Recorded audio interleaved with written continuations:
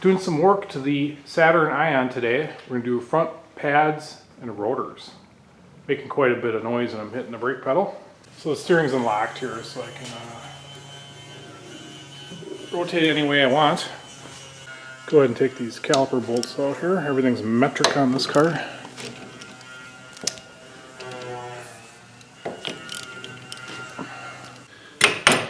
The grinding you hear is Paul working on the 442.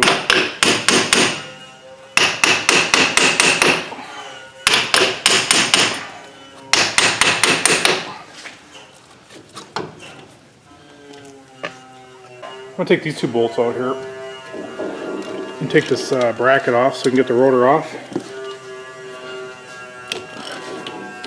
Rotors are so cheap for this car, it really isn't worth it to get them cut. So I just got some new ones, and since I'm getting new rotors, I didn't worry about the amount of wear on everything. So here's this bracket all loaded up. You can see how that wear indicator is situated. These new pads came with some wear indicators. You just clip on there or something like that. These are nice and loose, so we're not going to worry about lubing them. If these had any friction at all, we'd do whatever we got to do to lube up these sliders. So this moves freely.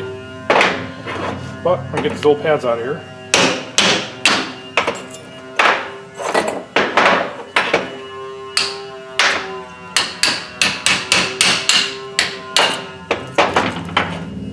This is side number 2 here. I don't even know what you call this, but we got like hard spots on the rotor. And then our friction material is wedge shaped down to just about nothing. Got maximum value out of these brakes. If you compare that to this. Yeah, for whatever reason the driver's side was really wearing out. The passenger side had a lot of meat left. But I suspect it won't make noise anymore because those rotors with those hard spots are off of there. These pads appear to be the same.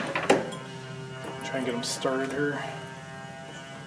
It's really a very easy brake setup to work on.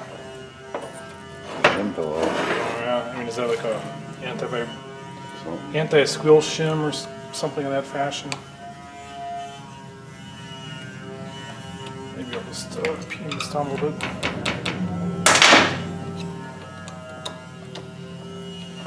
And I may or may not use some brake quiet on this where the piston hits it and then where the two prongs in the backside of the caliper hit it. This rotor's on there nice and loose. Have a look at her. Now, this one had like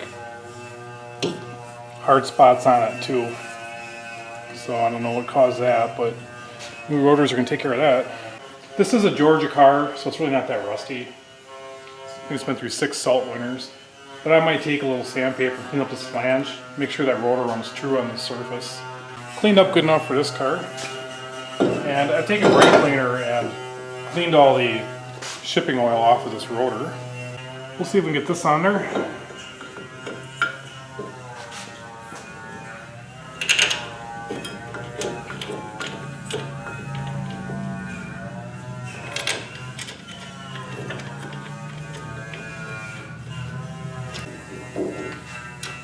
Torque this to spec. Click. Looks like our dust boot's getting pretty beat up there on this caliper. We're going to run it until she doesn't work anymore. We've taken a little brake fluid out of the master just so she doesn't run over. Let's see if we can just push that right back in.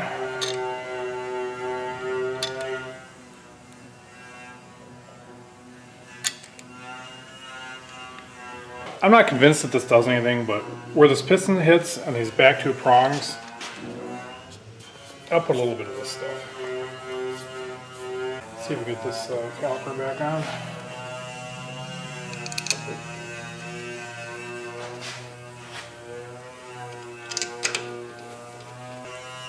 These sliders have a little stop on them, so you don't need to put a wrench on them or nothing. Click. I think I'll maybe take brake cleaner back over this rotor in case I get any fingerprints on it. And then before you drive it, it usually takes a couple like half pumps to get the pistons back to where they need to be to stop the car.